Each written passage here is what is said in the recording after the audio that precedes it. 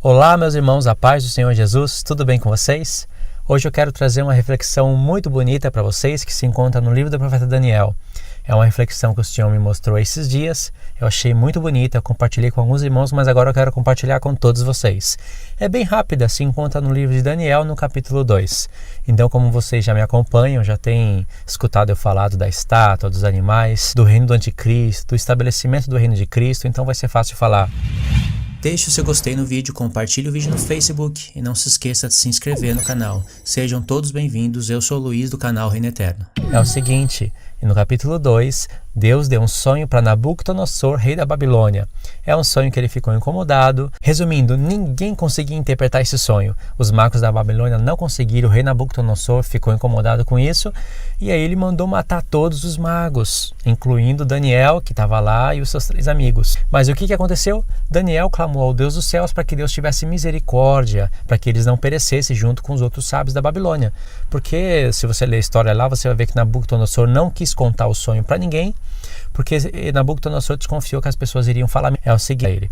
Então, para que fosse verificado que a interpretação do sonho seria verdade, Nabucodonosor queria que as pessoas falassem qual foi o sonho que ele teve. Imagine, é um rei esperto, né? Em algumas traduções dá a entender que ele esqueceu do sonho, mas não é isso não. Nabucodonosor sabia qual era o sonho, mas ele queria que alguém contasse qual foi o sonho que ele teve para ele saber que a interpretação seria certa.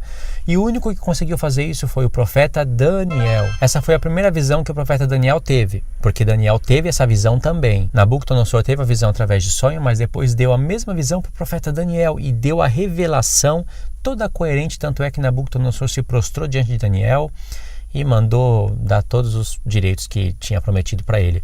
Enfim, a visão era uma estátua, a estátua que mostrava reinos.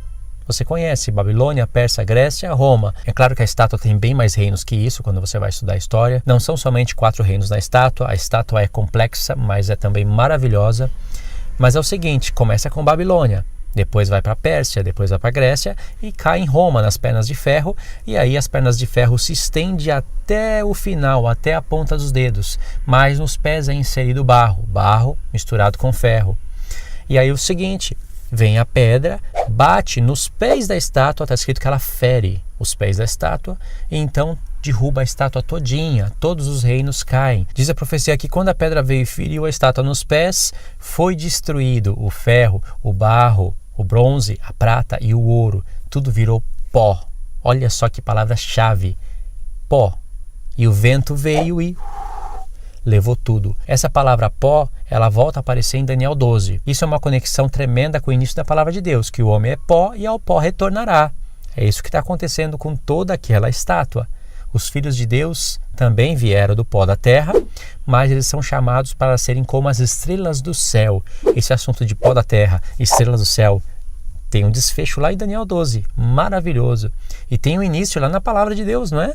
Pó da terra, alimento para a serpente, isso veio por causa do pecado, tudo isso é assunto espiritual tremendo. Mas o que acontece? A pedra vem, fere a estátua nos pés, derruba todos aqueles materiais, tudo vira pó e o vento leva tudo. Outro detalhe importante é que a palavra vento no hebraico é ruach, e significa vento também é usada para espírito. Isso quer dizer que o espírito do Senhor vem e leva tudo que é pó e não se acha mais lugar para eles. Então é interessante entender o seguinte, que aquela pedra, após ter feito isso, ela se torna um grande monte.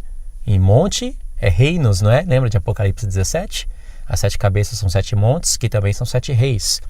Então aquela pedra se torna um reino que jamais terá fim. Esse é o reino eterno, irmãos, o reino que jamais terá fim. Então isso foi revelado para Daniel, e Daniel louvou ao Deus dos céus, engrandeceu ele, porque Daniel entendeu que Deus coloca reis e remove reis. Deus estabelece reis e remove reis. Mas vem um reino que é um reino eterno, que é o reino de Cristo. Esse é o Rei dos Reis e Senhor dos Senhores. Isso significa o estabelecimento do reino de Cristo. Mas antes disso acontecer, vão ter 10 dedos, que está em paralelo com os 10 chifres da besta. Isso significa que os reis vão tentar se unir. São 10 potências que vão tentar se unir e vai ter o anticristo. O que é maravilhoso é que os pés da estátua estão em paralelo com os 10 chifres da besta. 10 chifres, 10 dedos. Informações que tem nos 10 chifres não tem nos 10 dedos. Informações que tem nos 10 dedos não tem nos 10 chifres. Aí qual a informação que a gente vai ter a mais? no capítulo 7? É que vai se levantar um chifre pequeno depois dos 10 e vai abater 3. Mas vai abater, só que os 3 reinos vão continuar. Isso quer dizer que os 3 reinos vão lutar com o anticristo e o anticristo vai vencer e vai arrancar o poder deles e vai subjugar eles debaixo do seu poder. Por isso mesmo que em Apocalipse 13 o anticristo ainda está com os 10 reis. Deu para entender isso? Estou falando isso, vocês já sabem, mas é só para contextualizar a visão, entendeu? Esse é o acréscimo que tem no capítulo 7, irmãos, uma informação que não se encontra no capítulo 2, na parte dos pés da estátua. Então tem 10 chifres, aí vai ter o chifre pequeno, e qual é o acréscimo que tem? O chifre pequeno começa a fazer guerra contra os santos. Olha, começa a judiar do povo de Deus durante tempos e metade de um tempo, que também seria um mistério no capítulo 7, mas seria revelado no capítulo 9 como a última parte da última semana. Deu para entender? Então, aí o chifre pequeno está fazendo guerra contra os santos, mas depois vem o ancião de dias e faz justiça aos santos. O ancião de dias vindo do céu, que ele estava no trono, para a terra, que é Cristo, fazendo justiça aos santos, significa o estabelecimento de uma justiça eterna. Isso quer dizer que é ao final das 70 semanas. Isso significa que a imagem do ancião de dias vindo do céu para a terra é a mesma imagem da pedra vindo, foi cortada de um monte, não é? Sem auxílio de mão, e ferindo os pés da estátua. A pedra vem no tempo dos 10 dedos, assim também o ancião de dias vem no tempo dos 10 chifres. O que eu posso dizer? É a mesma profecia, só que através de figuras diferentes, com acréscimos adicionais. Ou seja, a gente tem esse detalhe no capítulo 7, mas não tem no capítulo 2. No capítulo 2, simplesmente está os 10 dedos, barro misturado com ferro, está ali a formação da estátua segurando toda a estátua. Essa informação que a gente não tem no capítulo 7. Os 10 dedos é os pés da estátua, não é? Esquerda e direita, segurando todos os reinos, toda a estátua. A estátua está de pé ainda. Essa informação não está no capítulo 7. Então, aí vem a pedra, no tempo dos 10 dedos, é barro misturado com ferro, mas não tem a questão dos 3 tempos e meio. Os 10 dedos não estão fazendo guerra contra o povo de Deus. Então esse acréscimo está no capítulo 7. A gente tem que somar o capítulo 7 com o capítulo 2, irmãos. O que é incrível é o seguinte, é que aquela pedra vem, bate nos pés da estátua e aí derruba todos os reinos. Aí sim, todos os reinos caem. Irmãos, ainda que Deus está trabalhando com acréscimos adicionais, quando Deus revela coisas no capítulo 7, porque está em paralelo com o capítulo 2, Deus acaba agregando detalhes no capítulo 2. Isso é tremendo. Então, no capítulo 2, a gente tem a estátua, que é o melhor mapa, o melhor formato para a gente olhar para a linha do tempo e para a gente receber as maiores revelações na estátua. Só que é preciso também dos 4 animais. Isso que é incrível, né? Então, presta atenção. Na estátua, a gente tem a cabeça sendo ouro. A gente tem a parte dos ombros, os 2 braços, não é? Sendo a prata. A gente tem o ventre sendo o bronze, o ventre e as 2 coxas. Aí a gente tem as pernas de ferro, esquerda e direita, depois os pés, onde é agregado o ferro. Cada material significa a mudança de reino. Não é verdade? Por isso que Daniel falou, Deus estabelece reis e remove reis. Mas pode ver, irmãos, que não é por acaso que a cabeça da estátua é de ouro e a cabeça é Nabucodonosor. A cabeça é de ouro não é por acaso, é a cabeça que controla todo o corpo, não é verdade? A cabeça é de ouro e é a Babilônia, Babilônia a Grande. Tanto é que essa expressão, a Grande Babilônia, vai aparecer no capítulo 4 de Daniel. Em Daniel 3 vai aparecer de novo uma estátua, só que ela é só de ouro e ela tem que ser adorada. Isso também é uma representação para a tipologia do anticristo e da besta que está em Apocalipse 13. Deu para entender isso? Agora, o detalhe impressionante que está na estátua é o seguinte: a cabeça é a Grande Babilônia, é que controla todo o corpo. E depois vai ter os reinos. Se você for olhar, a estátua está de pé até o fim. Por que Deus quis fazer isso? E a pedra vem e fere nos pés, não fere nas pernas, não fere nas coxas, não fere no ventre, não fere no peito, não fere na cabeça, fere nos pés. Aí sim, todos os reinos caem. Isso significa, irmãos, que a Babilônia ainda iria estar de pé, a Pérsia iria estar de pé, a Grécia iria estar de pé, Roma ainda iria estar de pé, e todos os reinos que provêm da perna de ferro. Eu já falei sobre isso daí. E aí depois iria se formar os pés e os 10 dedos. E iria vir o tempo do fim. E só nesse tempo que a pedra vem e bate nos pés e derruba toda a estátua. Isso significa que todos esses reinos estariam vivos no final, estariam de pé. E Deus nos permitiu entender esses reinos. Por exemplo, a antiga Babilônia é o atual Iraque. A antiga Pérsia, que é a parte de prata, é o atual Irã. A Grécia, a gente tem aí também, é difícil de explicar essa parte, porque vai estar em paralelo com o leopardo de 4 cabeças. Aí a gente vai ter também o norte, o sul, que é a atual Turquia. o atual Egito, que sempre foi Egito, entendeu? Então, a gente tem a parte de ferro da estátua, que vai ter Roma Ocidental, Roma Oriental, e depois vai vir o Império Otomano. Na perna direita da estátua, agora eu estou falando certo, né? A perna direita da estátua, que vai estar do lado esquerdo ocidental, aí vai vir a parte da Europa, e aí esses reinos essa cortina de ferro vai indo até o final, até a parte dos pés. E aí esses reinos que estavam todos dispersos, separados, começam a tentar se unir. Aí a gente tem Primeira e Segunda Guerra Mundial. E aí na parte dos pés, irmãos, os pés também é barro e ferro. Aí mostra que os reis vão tentar se unir. Eles vão começar a se unir até vir a parte dos dedos. Aí na parte dos pés a gente tem a era da internet, a gente tem a globalização, a gente tem Primeira e Segunda Guerra Mundial, que é onde os reinos começam a fazer aliança uns com os outros em maior nível. É claro que as alianças são feitas um pouquinho antes da Primeira Guerra Mundial, alguns séculos antes, mas aí os reinos começam a se declarar mesmo, fazendo alianças uns com os outros para fazer a formação dos reinos em alianças, né? A Primeira Guerra Mundial, logo em seguida tem a Segunda Guerra Mundial, aí acontece a globalização, aí vem a formação da ONU, aí vem a formação da União Europeia, e sim, os reinos estão se unindo, vai ter parte ocidental, parte oriental, depois vai entrar norte e sul fazendo guerra um com o outro. Tudo isso está revelado na estátua, quando você olha para outros textos da palavra. E é nesse tempo que se estabelece o reino eterno, que vem Cristo e derruba toda a estátua. Mas presta atenção, a cabeça é a Babilônia, é a grande Babilônia, a mentalidade de todo o corpo é a Babilônia, irmãos. E quando você vê a palavra Babilônia, na Bíblia está Babilônia, no começo da Bíblia está Babel, só que no hebraico é só uma palavra, Babel. Então quando você olha para a cabeça da estátua, você também tem que lembrar de Nimrod. Você tem que lembrar como ele edificou lá a Babilônia, o que ele fez com a palavra de Deus, o que ele queria fazer na terra. Aí depois você pode partir para o tempo de Nabucodonosor. A estátua, irmãos, está em paralelo com as 7 cabeças da besta, que vão estar atuando no final sobre o poder do anticristo. Tanto é que ele é chamado de 8º rei. Foi mostrado no formato de uma besta de 7 cabeças que vão estar atuando no final. Sim, ele, o 8º rei, ele é uma das cabeças que estava no passado, foi ferida, voltou, mas quando volta é uma besta de 7 cabeças e 10 chifres. Então, através das cabeças da besta, Deus está contando histórias, mas também está contando algo que se remonta no final. Entendeu? Aí tem a questão dos 10 chifres também, que eu estou falando dos 10 dedos da estátua, mas a estátua está de pé até o fim, concorda? Então é só no final que ela é derrubada.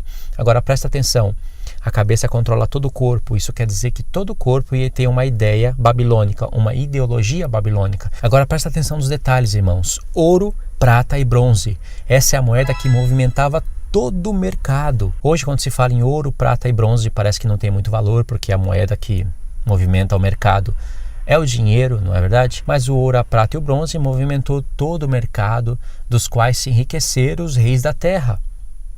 E o ouro é a cabeça, a ideia babilônica, depois tem prata, depois tem bronze. Aí depois, irmãos, Deus vai mostrar as pernas da estátua, que vai entrar a Era do Ferro.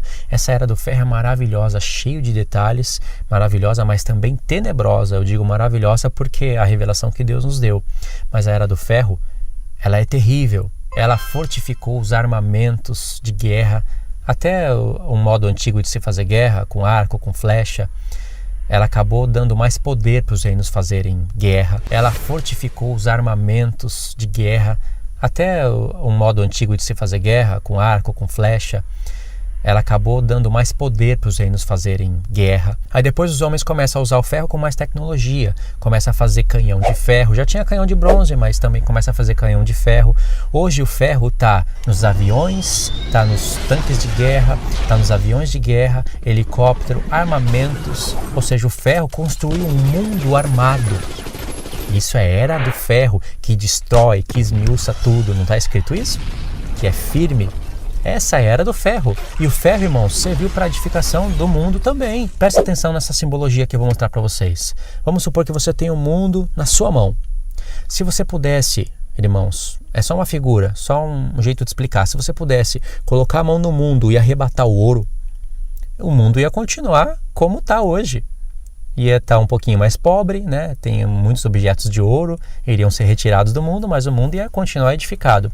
Se você pudesse colocar a mão no mundo e arrebatar a prata, ia modificar um pouquinho esse mundo, porque tem muitas coisas de prata, não é verdade? Agora, se você colocasse a mão no mundo e pudesse arrebatar somente o bronze, E a gente iria ter algumas mudanças no mundo. Alguns canhões de guerra iriam ser retirados, algumas partes de alguns armamentos de bronze iriam ser retirados, mas o mundo iria continuar edificado ainda. Agora, se você pudesse colocar a mão no mundo e arrebatar somente o ferro, o que iria acontecer com esse mundo? Iria desabar, porque tudo que você está vendo aqui, toda essa edificação por dentro dos concretos, tem ferro. Precisa de ferro para a edificação desse mundo. E o ferro não traz só a edificação desse mundo ímpio. O ferro também traz os armamentos dos quais os homens vão fazer guerra entre si. E já fazem há séculos, não é verdade? Então, se você coloca a mão no mundo e arrebata o ferro, já não tem avião, já não tem carro, já não estaria aqui dentro, já não tem moto, já não tem caminhão, não tem ônibus, não tem tanque de guerra, não sei se eu já falei. Não iria ter muitas coisas, irmão, porque precisa do ferro para tudo isso. É claro que também precisa do plástico, precisa do petróleo, precisa de um monte de coisas. Mas ainda que tivesse tudo isso e não tivesse o ferro, não teria a edificação desse mundo e não teria todos esses armamentos. Então o ferro serve para a edificação do mundo e essa edificação do mundo que hoje existe foi movimentado pelo bronze, pela prata e pelo ouro. Tá vendo a estátua? É todo um sistema ímpio que vai ser removido quando Cristo vier e ferir a estátua nos pés. Aí você vê a imagem de um homem. A estátua, irmãos, é a imagem de um homem. Essa imagem de um homem é o anticristo. Por isso que no capítulo 3 você vai ter a mesma estátua, que é a estátua de Nabucodonosor, mas é só de ouro. Falando resumidamente, isso é porque deu uma louca no Nabucodonosor. Ele viu a visão que Deus realmente deu o sonho que ele tinha para Daniel. Daniel explicou o sonho, qual foi o sonho que ele teve e deu a interpretação. E tanto é que Nabucodonosor adorou a Deus, mas depois ele se ensoberbeceu, o coração se endureceu e ele fez uma estátua só de ouro. Quem você acha que estava operando Nabucodonosor? O espírito do anticristo, porque a estátua é só de ouro da cabeça aos pés. E Nabucodonosor era a cabeça de ouro. Vê que a estátua não é só de prata, não é só de bronze. Se Nabucodonosor fosse o bronze, ele ia fazer uma estátua só de bronze. Se Nabucodonosor fosse o ferro, a estátua seria só de ferro, mas ele era o ouro. Então a estátua é cabeça de ouro, braços de ouro, peito de ouro, ventre de ouro, perna de ouro, pés de ouro. Nabucodonosor estava falando o seguinte: não vai haver mudanças de reis. E essa estátua tinha que ser adorada por todos os povos, línguas e nações, e quem não adorasse iria ser lançado na fornalha de fogo. Nabucodonosor estava falando o seguinte: Deus não estabelece reis e não remove reis. O meu reino vai ser um reino eterno. Todos têm que adorar o meu reino. Meu reino jamais vai ser destruído. E não tem pedra que vai ferir os pés da estátua, porque os pés da estátua é só de ouro. É isso que Nabucodonosor estava falando. Mas, voltando para a estátua, para a primeira estátua, que é onde Deus estabelece a sua lei, não é? A sua lei e os tempos determinados por Deus. Porque Nabucodonosor quis mudar a lei e os tempos, não é? A lei era que Deus estabeleceu tempos determinados, que ele iria estabelecer reinos e remover reinos. Mas Nabucodonosor vem, quer mudar essa lei, quer receber adoração e quer mostrar que não vai ter tempo determinado por Deus coisa nenhuma, que ele que determina tudo.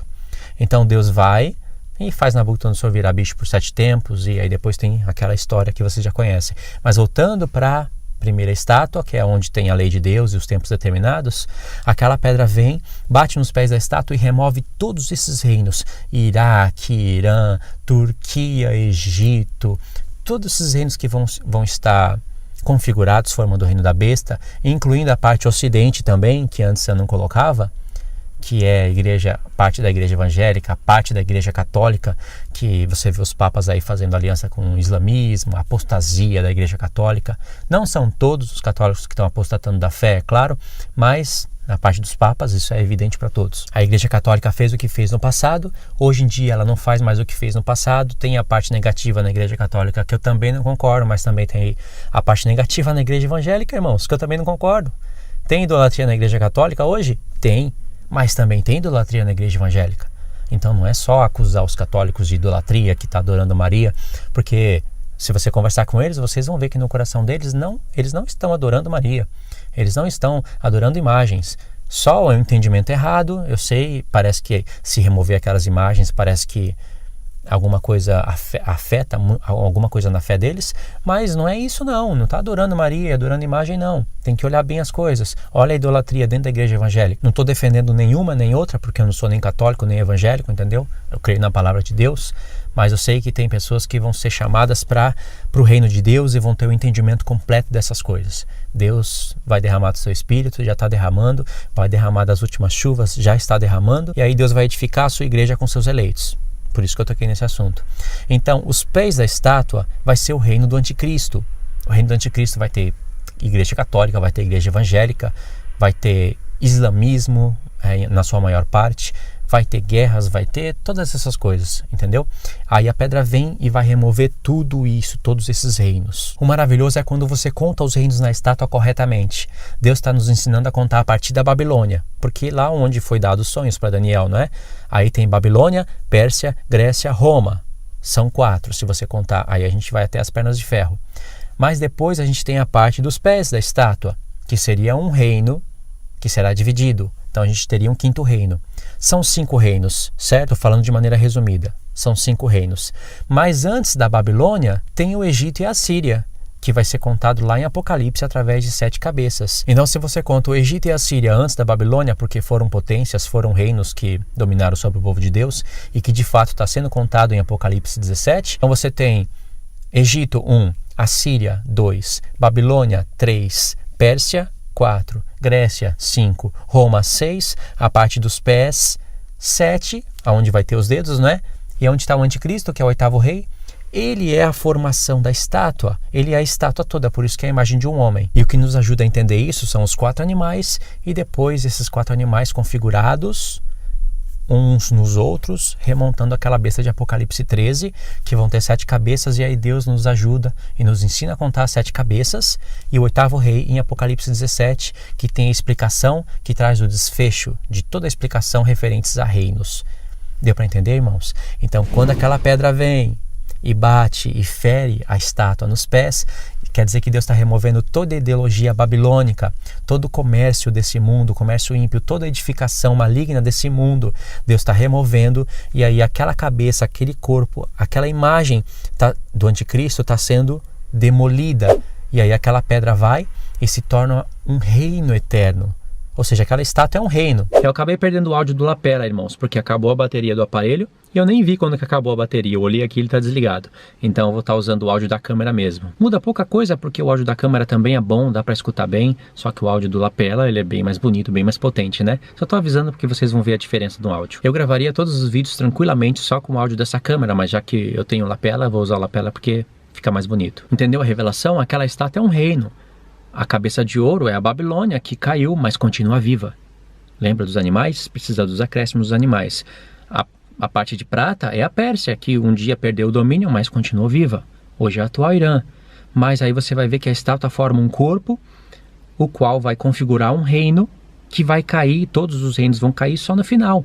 Então quando aquela pedra é Cristo e a igreja, é a cabeça e o corpo, vai vir bater e ferir a estátua nos pés, todos aqueles reinos vão cair e vai vir um reino eterno. Ou seja, era como se Deus estivesse removendo uma imagem e estabelecendo outra imagem. A imagem da impiedade, a imagem que é contra a lei.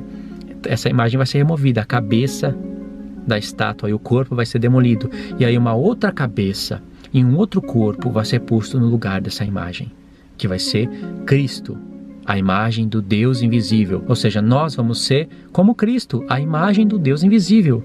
Nós vamos ser a imagem e semelhança de Deus. Deus remove aquela imagem e estabelece outra do seu reino eterno. É tremendo, não é, irmãos? Deus tirando aquela imagem ímpia e colocando a imagem do seu Filho. Do seu Filho, quando eu falo seu Filho, é Cristo e a igreja, o corpo da igreja. Aquele corpo ímpio da estátua vai ser removido e o corpo de Cristo estabelecido. Nós vamos ser a imagem do Deus invisível, a representação de Deus na terra. Ok, irmãos, era esse o acréscimo que eu queria trazer para vocês. Tomara que vocês tenham entendido tudo que eu quis dizer para vocês, a parte dos reinos, da configuração e tudo mais. Deus abençoe a sua vida, em nome do Senhor Jesus, e a gente se vê no próximo estudo.